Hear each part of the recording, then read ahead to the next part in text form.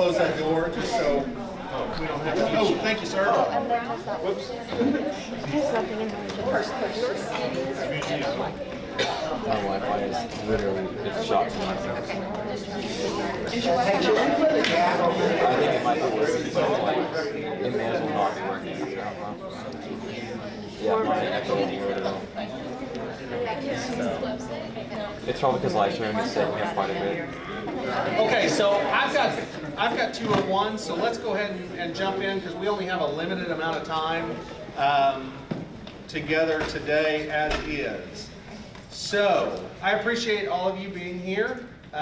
Basically, our goal today is to really start a process of, it's really, I've kind of started thinking about it like a project, right? This is really our Rogers New Tech Culture Project, if you will.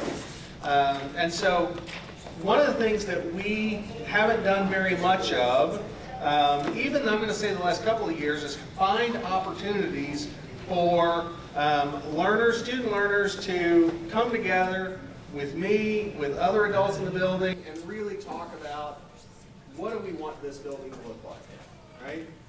One of the things that I've been really proud of, and so I want to make sure we're living that out, is this idea of it's not my building.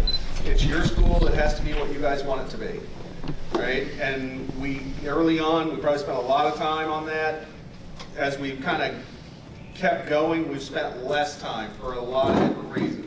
Not a good thing, not a bad thing, it just is. So what we're here to do is we're here to kind of start that dialogue and make sure that this building is what you want it to be, okay? And so we've got lots of opportunities to come together, to share. We've got today's meet going on so that you guys and folks out there can share back as well. And so let's just jump in. Who wants to start? Shall we begin with how students feel their voices heard within the school? Sounds good to me. All right. To start us off, according to my data, only 99% of the people within my pack felt like they had a voice. A lot of the projects that we were told would have an immediate impact on our culture had no impact. And it feels like that whenever students do say something or do anything within this school, it is ignored or dismissed. What are your guys' thoughts and opinions on this? So something that is very related to that is the administrators and reaching to you guys. I know you guys are very busy and you're running a school, so it's always like it's a really hard task. But there's been certain events as a senior. There's been certain events where we've tried to propose, and we have proposed, but since you guys are having a busy schedule, it's causing it to be like almost like swept under the rug and being brushed aside. A few examples of this is we had the senior law proposition, and the people who created that, who were in my pack, they wanted me to address and make that aware that they feel like they're being ignored because you guys haven't really done anything about that, really. And another thing also is the student council. We did the free food for faculty day, and we proposed that to you guys, and we were waiting for a date, and we still haven't got one. So I just think that if we're going to talk about addressing how to get our voices heard, I think there needs to be an addressing of the problem that the connection between students and administrators is being blockaded by your guys' busy schedule. So if you guys have any solutions that you want to propose on finding a way to make the connection between students and administrators a much easier process. Yeah, actually I was talking with my pack about that, and we all came to pretty much the same conclusion of it's kind of a problem with our leadership.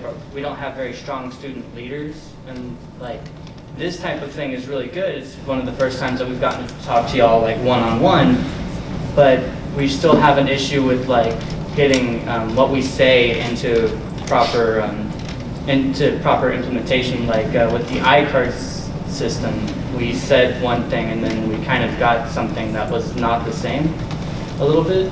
So it kind of gets filtered through, and we don't feel that we're represented well enough in that regard. So maybe something like this, just more frequently.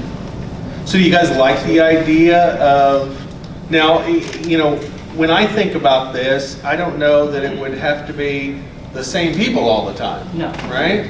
But this idea of maybe coming together in a regular basis and having these kind of dialogues and kind of thinking about that. I'm seeing some head nods, so I'm thinking that that's a good thing. One of the things I'm interested in is, from you guys, would be, so when we think about, okay, let's do this regularly, what does that look like? What does that regularly meaning? Every week, every 2 weeks, once a month, once a quarter? I mean, what helps you feel like that would be enough, you know, to make sure that you're getting your thoughts, ideas to the forefront of what we want to do? What about every 3 weeks? Every time for 3 weeks. Well, we could do like, for a more regular basis, I feel like there should be a transparency between the student and whether it's teachers or faculty or whoever is an authority, because in recent years, it's kind of, New Tech was based on this friendly environment that they weren't teachers, they were facilitators, or they're help you be your friends, and you knew about their lives, you knew about yours, but as now, I feel like we have been more focused on our percentages of grades, and that's completely valid, but New Tech is really founded on what you do after, not really what you do now. Mm-hmm. So having that transparency with students feeling comfortable to go up to a facilitator is key to improving the situation overall. What helps that? Transparent, it would be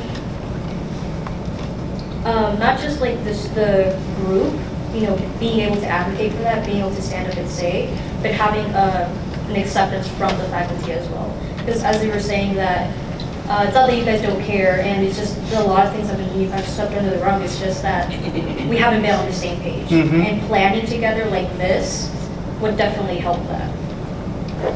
Thank you. Kind of addressing that, student council is supposed to act as kind of a middleman, to kind of help with school events and stuff like that. And I know that at the beginning of the year, I was just going to get thrown into student council because I didn't have any other class to be in. And I don't think the process of getting people into student council and having a solid group is really there. Okay, can we talk about that for a minute? Yes. Okay.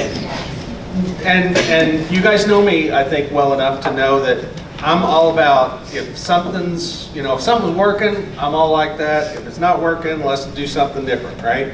So one of the things that I was really felt strongly about when the building opened was that anybody could be a leader, right? Anybody could be in student government, let's call it. But typically in schools that I've been in, a lot of times those become their elections, you know, so-and-so runs, and there are lots of reasons that people get placed into or win those positions. And I really wanted it to be open and not based on, you know, certain things. But so my thought process is, how do we create a student leadership group, right? Student council, whatever we want to call that, that is inclusive, but also is exclusive. You know, I mean, you understand what I'm saying? I mean, well, I don't mean like keeping people out, but like, okay, I really want to be in this, so I want to go in. I really don't care if I'm in, so why drop me in there? You know, and that's sort of what I'm hearing you say a little bit. Better representation on the student council's part. Okay. I think that we can achieve the better representation, as he said, was like, when you sign up for being a part of student council, you are put in a different PAC class. So it's not just like 50 student council members in one PAC class. So that like, if we were to do this like every like 2 weeks or something, you could then have a PAC like class meeting like before, like maybe once the week before, and then you can say, hey, this is what we think, this is the topics that we want to be discussed. Did you have something here? Oh, he kind He of covered it? Okay. We do that project at the beginning of every year, like grade project, you know what I'm talking about? The culture meeting. The culture week? Yeah. Yeah. So maybe in your PAC teacher chooses 3 people to be in an election within your PAC to be your representative, and then 1 representative from every PAC makes up student council. Could be. Um, No, go ahead. You guys I'm sorry. are doing good, so Um, you don't need me So to. obviously representation is very important, but I can speak from the seniors in our class that the way that we took that first step to be leaders, to speak up and to be, kind of that culture tech was by seeing other leaders. During Culture Week, what we did in years past was that the seniors would come in and talk to the freshmen, the sophomores, interact with them. It got to a point where all the seniors knew all the freshmen, and there wasn't that, heavy difference between them. It was kind of like they were equal, that those privileges were accepted. So what I think would be beneficial is for there to be more opportunities for interaction between seniors and underclassmen, or upperclassmen and underclassmen, so that we can kind of show them like, hey, you can do it. You don't have to be in this little shell all the time. You can step out. You can be the leader for your pack. You can do whatever. I would definitely agree with that. That's one of the things that we came up with in my pack for like solving our cultural problem. We have a lot of our issue as well with just sometimes kids get in here and they think, oh, we just sit here, we play on our computers, and that's not what we're about. Like she said, I remember those seniors coming in there, and I thought that the first week, and it was out of my head as soon as they started talking, because that's really one of the things is if we don't like communicate down from the upper grades, then we really don't know what we are. We're just kind of this ramshackle group, and we're not a community as much. I feel like there's a very big physical separation in between the upperclassmen and the lowerclassmen, with the upperclassmen being over here and the lowerclassmen being over there. And I feel like if we extinguish that and we kind of start mixing classes together again, like previous years, then hopefully the problem of kind of like no role models and no grade interaction would vanish. I think that's a great point. Yeah, I agree with him. During my PAC class, we took a survey asking people, if an upperclassman had told you, we would be doing this if it weren't for your grade group, and almost everyone raised their hand. So I do believe that what Jacob's saying is right. We do need to make sure that that boundary and that layer of separation is just vanished completely between upperclassmen and lowerclassmen. And in the classes where it's an integration of sophomores and seniors on, for example, EP Huge, it's worked out fine. And if that, there's just been a friendship between seniors and freshmen. So it's not impossible. It's very much attainable, but we just don't have the opportunity to do so. Right, and I'm going to tell you, that's a testament to you guys, because that was that whole thing of the freshmen and sophomores on one, that was totally something that I came up with. I'll be honest with you, I'm transparent, right? We really thought that would help the freshmen integrate into high school better, right? And what I didn't realize, and you guys have shown me that, and I really appreciate that, is just what you're talking about there. That the integration into high school comes when they have the role models of the seniors and the juniors and the sophomores who were here before. And so that's something I totally think we can fix. We're gonna, when we move all that stuff around as we build the master schedule next year.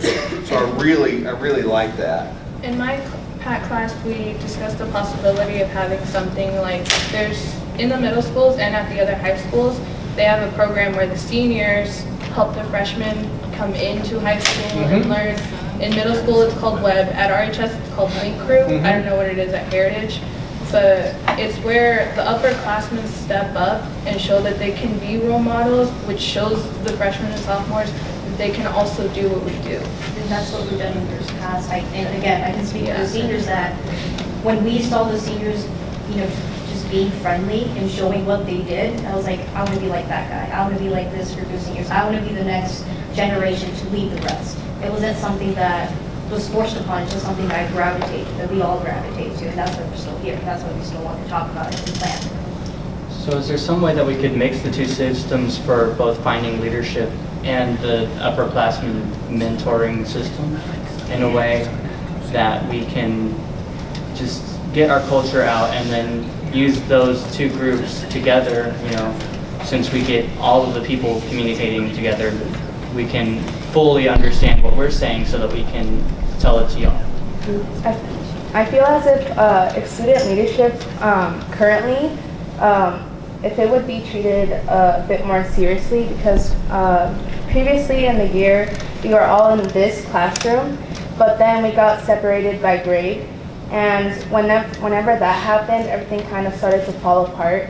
Since like there was 2 teachers and now there's 1 in each classroom, we aren't really focused on helping the school anymore. We're really just really trying to find projects to keep whatever we're doing in class to actually do something. So if we were to actually get back on trying to get student leadership back to how it was before, when we all had committees and we had projects, I think it would help out the school very much so, because whenever we were all together, we had boo grams and we had candy cane grams, and I feel like if we went back together, we could have more surveys, which is what my PAC talked about a lot, because going back to what they said about learners not being able to get their voice heard, a solution would be surveys. Since, you know, it's we do it in a lot of classes, but we don't have a lot of school-wide surveys, and I feel like we had more of those surveys, they would feel like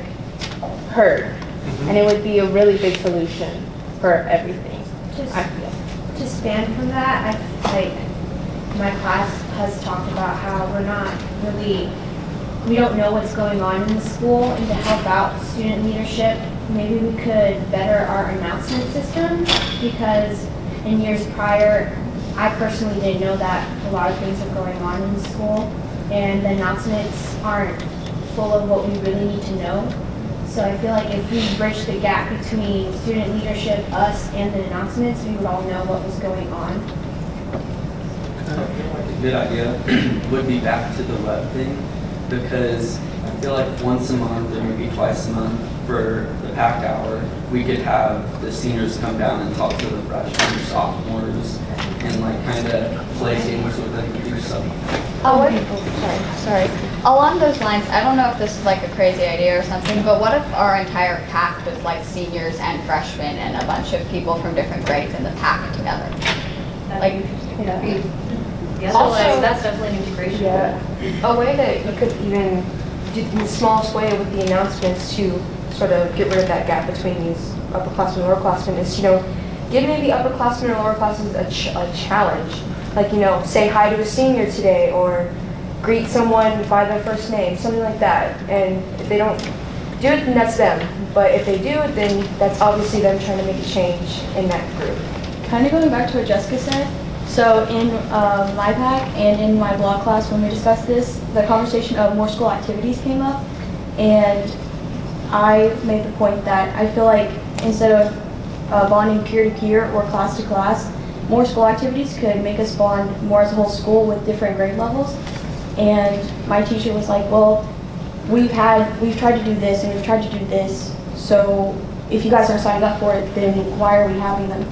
And so I made the point that like the Call of Duty tournament or the soccer tournaments, that's oriented for certain viewpoints and certain things that people like to do. But for like the lock-in last year, they had, this room was for movies, this room was for karaoke, this was for games, this was for the people who like to dance, and it was more like towards what many people would like to do, just like bringing it all together. And there was like a lot of memories made, and different grade levels showed up. So I feel like if we do that, then more people would come and they'd interact with each other more. To build off of what Haley said, the lock-in was sort of ruined by last year's freshmen. Like that's just like what happened, and it was like a few bad apples were in the bunch. But the thing should be like encourage like good students to go. Like you should have bronze cards to enter, but I don't know how to like implicate that without excluding all of these other students. So from past experiences, when we did a lot of stuff, we used to have like movie nights. We had like, remember when we played against Crossroads? We had so many things and everyone interacted. Like when I came this year, I thought we were gonna have like a movie night right when we came in to introduce the freshmen like we used to. We stopped doing that. I was like, okay, that might be weird. We're gonna do it later. We don't even have those movie nights anymore. Or start playing against Crossroad like we used to, or maybe a different school, because we used to have a rack team too, New Tech Soccer. We had that. More people came, they supported us, and they saw us. So that's like another way we introduced. And when you brought up the lock-in, I mean, by saying that the freshmen ruined it, you're basically just saying what we were trying to get rid of. Quit putting that a group, just a certain type of grade ruined it, and just admit that everyone did it, okay? Everyone. Yeah. That's kind of start freshman did it, sophomore did it, they did it, but we don't take the blame ourselves in that we're contributing to that, we're letting that notion spread. So having an overall respect, because everyone deserves respect, right? Having overall respect for anyone regardless of your age, regardless of anything, is vital. Because privilege comes after. You can gain certain privileges from like off-campus lunch or sitting in the cyber cafe. That's a privilege, but you have the respect that they're going to trust you with. Okay, well, you have respect. That's what I'm trying to say. I'm sorry. You have respect and you can gain more privileges from that, but that has to be fundamental, the respect between ages and anything. And another thing with that, talking about those I-cards and bronze cards, and I said you want to do that, that would kill it, because I know since we really aren't enforcing I-cards, no one's really trying to get those I-cards. I know from my grade level at least, a lot of us aren't really trying because they're not really being enforced. They're just I-cards, we're going to do this, we're going to do that. Okay, great. You guys never do it. Last year was trust cards. You would say, you designate a day that we could go off campus and eat. That would make us want to get a trust card. Now, we don't, because you haven't brought up anything, we haven't like made assemblies that we all respect each other, we clap for each other like we used to anymore. We stopped doing all this stuff that would make us chat with each other. And with the cards saying that only bronze level or silver levels that come to those things, that like kill a lot of us because not many people are trying. Those are purposely made for like upperclassmen, they're not really made for freshmen, which is unfair. Because if we really want everyone to be happy, there should be like a fair chance for everyone. Well, so there's only a few seniors in here, so my freshman year, I think the trust cards were performed excellently. It was like the first semester, you kind of introduced the trust cards to us, we were all excited, and we would have ceremonies, or I know the sophomores and juniors, they had a little bit of that, but not as much, but there would be a ceremony almost like every month, and the upperclassmen at the time and student council would be announcing all the names that got trust cards, and everyone was like rooting for everyone. It was just a wonderful time. You felt important. Yeah. Like, you saw You got so seniors, anybody with a trust card, you're like, I want to get a trust card. If I don't get a trust card, you know, I'm the outlier. You know, And, I like, want to be part of it. I feel like that system of the trust card was done perfectly, and I think that diminished as we stopped having less ceremonies, and then trust cards started to not have the effect as they used to. And I think making the whole I-card system, I think it was a decent move, but I personally believe that the whole problem wasn't reinforcing and restructuring the card. It was just bringing back the ceremonies and bringing back the actual enforcement of it, not just the card itself. I think another thing with that was when we tried to do the I-card system, we started off with these levels, and these levels are supposed to put you above everyone else, and they're supposed to be a sense of accomplishment. But they ended up being kind of more like an elitist thing, like, oh, I have a silver card, now all other cards are inferior. And it was like, and they stopped being about trust as much as they were like just what grades you had, or how often you showed up to school. Like sometimes there's more going on, and you can be trustworthy without being a straight A student. It became less about trust and more about accomplishment. Yeah. Like the I-cards now, it's what the I-card says defines what type of person you are. You know, it's putting a label on you. When you had an I-card back then, it was like, okay, I can trust on this person. This person's going to do their job. This person deserves an I-card because overall, it's not just singled out to one or secular. So by articulating those, we inherently devalue them? Consequently thereafter, I think a lot of students just became apathetic to what the school was about and what happened thereafter. And that's the biggest, one of the biggest problems that our pack discussed was the apathy is that's why nobody's doing any the movie nights, like you were saying, nobody wants to go to anything anymore because they just don't really care anymore because it's just not something that they see value in. There's typically, back then, I guess, when there was an event, everyone was invested. It's like everyone agreed to do it. It wasn't like, oh, they're doing this now, so is anyone going? No one's going, or I'm not gonna go either. You know, it's kind of, that's what's going on right now. Or even the fact that they were aware of things, because at certain points it is on our default. Let's say we decide that we want to do something after school, you know, like on Friday, like a movie night, as you were just saying. But we don't put that out there to all the students, because I bet like half the students sometimes don't understand or don't know of an event that's taking place. So it's also on our part of making that aware for everyone else. And like getting those things done, like you guys want movie nights, let's get those done. We can make a group together. We can make our own clubs. Like that's the good thing about this school. And I don't know if other schools can do that too. That's from this school, that's I know. From our freshman year, we've created a group, which is something that's cool that you guys can do. So if you guys want to get something done, get a group of friends, talk to Dr. Arbuckle and them. And like, because this school, this is really, like they said, our school. So like, if you guys do get to the point that you guys want to do something, you guys can accomplish. Okay. I want to go ahead, because you've been in there. So I want to throw in something different. As a senior, I've had a class with almost every teacher here, and over my 4 years, I guess it is, I want to say I had some really bad teachers, and I think we really need some way to evaluate teachers, because you guys as administrators come in and you can write your notes down, but I feel like you don't really get the everyday experience, the whole experience of whether or not we're actually learning what we need to be learning, and whether or not they teach it well. Because, for example, there's a teacher who teaches a pretty wide subject here. I'm not going to name names, but that's the subject that I want to go into as a profession. But they're not really a good teacher, and so I've avoided over the 4 years taking those classes because I know I'm not going to learn anything. So there's no point in me taking those classes. And I think if we had a survey to evaluate our teachers, we could look at the norms, make graphs or whatever, and see how our students evaluate those teachers. We could ask, is this teacher friendly, and more importantly, is this teacher helping you understand what you think you should be understanding about the subject? Are they teaching what you need to know? And not only could you use that to help the teachers improve upon their ability to teach the subject, but you could also reward those who are highly regarded by the students. For example, I said it once, and I'll say it again, Ms. Tillman is hands down the best teacher I've ever had, because she does a lot of things right for a lot of different people, and she accommodates for a lot of different learning styles. And I think a lot of people in this room and a lot of people in the school would reflect that if we had a survey to say that. And you could use those kinds of surveys to reward the teachers who are highly recognized. Yeah, and additional to that, like, it's not a survey just meant to say, okay, you did this wrong. It's more of a policy, like, okay, this is an issue, here's a solution for that. This is how you can cater to not just me, but to these students as well.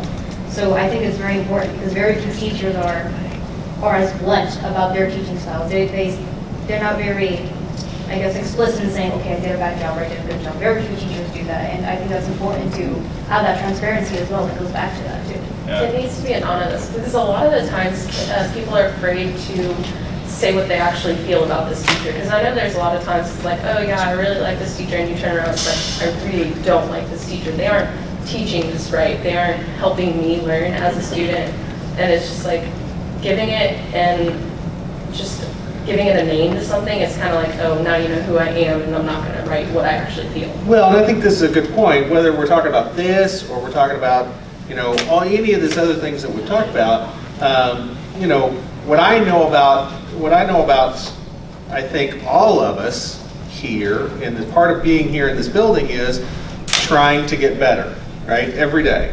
That whole growth mindset, the solution oriented, and if someone is, if we're not meeting your needs, I hope, I'm just going to tell you, if I'm not meeting your needs, I need you to come tell me, right? And it's not, I'm a little different, I guess. It's not going to hurt my feelings. This whole thing, right? To me, this whole thing is really nice that we can sit, we can have this conversation, that you guys can share, hey, this is what I need, this is how we're feeling. And then it's up to us as adults and you as learners to, come together and work together, right? Because I can't do it all. I would love to, but I can't. I already have some thoughts about things that I can do differently based on these conversations. As I think Ruby's kind of talking about, you know, you guys have to do maybe some things a little differently. If we're interested in clubs and what are we willing to do, and you know, we could do it this way, whatever that is. Then we create this system, right, for what Rogers New Technology High School is. And I want this to be, and I think you want this to be a safe place for you, for other learners, safe not only, you know, physically, but also in this, when I share something, I'm sharing it with the right heart, and people are taking it with the right heart, right? Because we're just trying to all be better. Does that make sense? Sir, but I have a great concern. In order to achieve that, we need communication, but just having the student council doesn't seem effective. You know how on Echo we have the ability to make threads? Not just in the agendas for personal classrooms, but on the announcements section, you can make threads and put in input. Okay. What if we provided that for all the classes and use that as sort of like a Reddit New Tech thread thing, but now it's on Echo, and it would be accessible through agendas in your classroom? And that could just be a place where any student, anytime, can give feedback and input.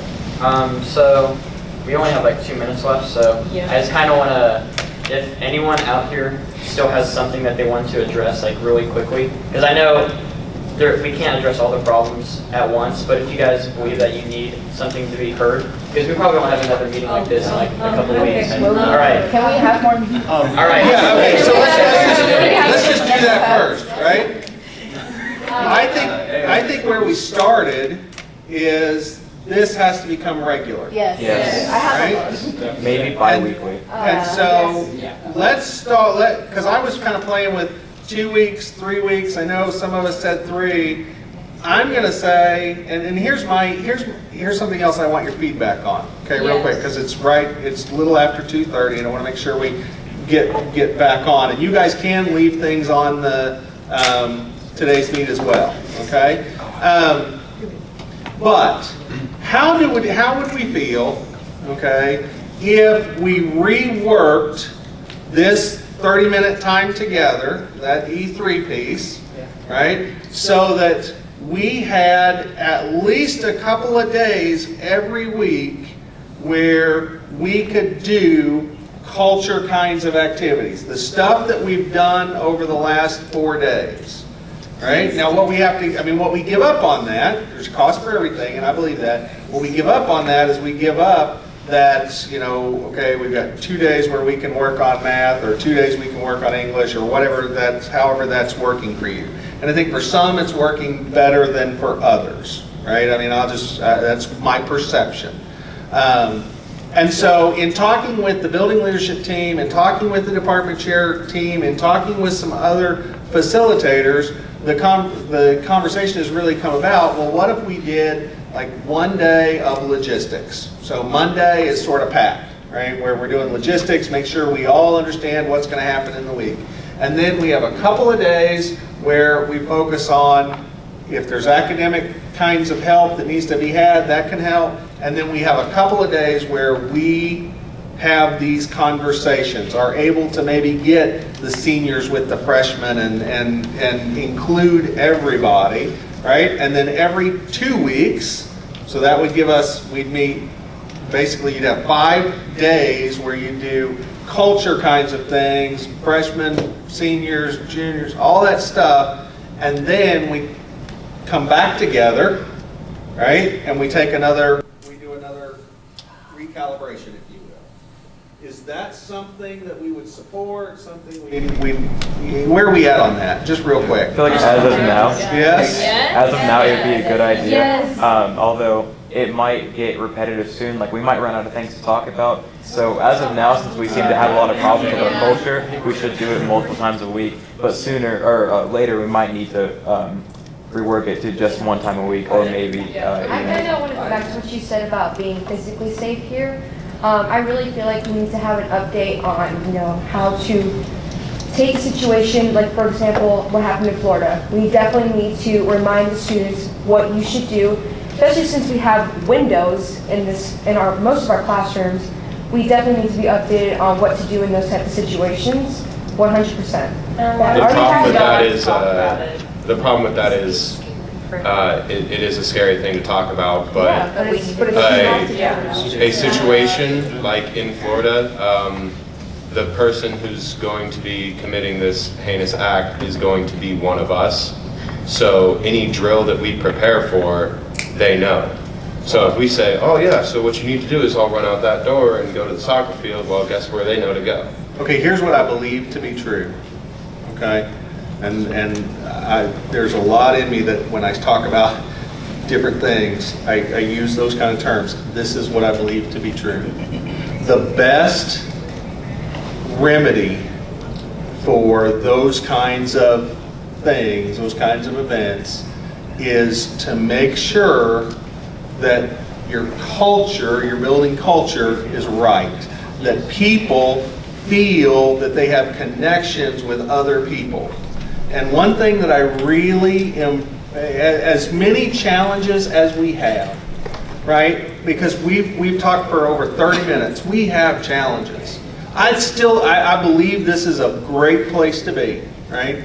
And I believe that each and every one of you guys and each and every one of these guys out here wants the best for each other, right? And that, no matter whether we talk about, I saw something on NBC the other night about the safest school in America, bulletproof glass, and they got fog that comes out of the ceiling to drive people in a certain direction, and it's monitored 24/7 by the sheriff's department 10 miles away.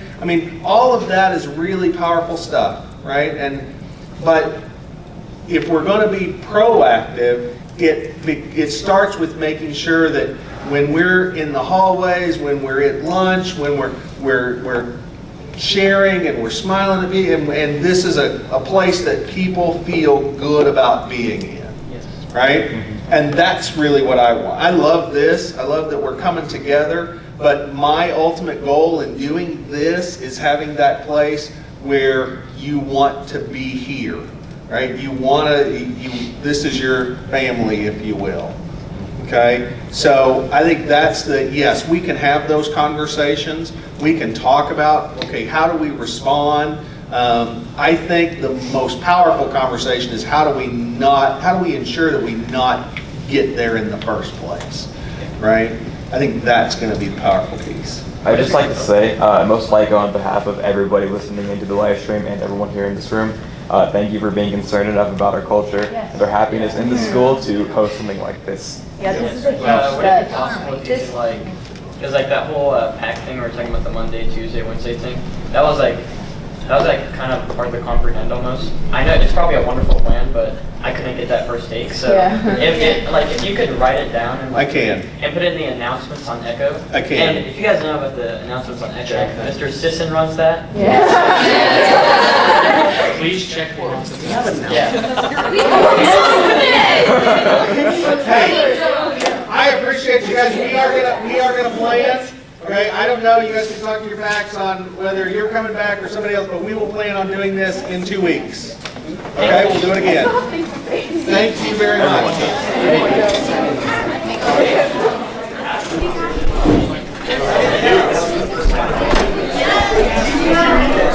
And that concludes our live stream, and thanks for watching.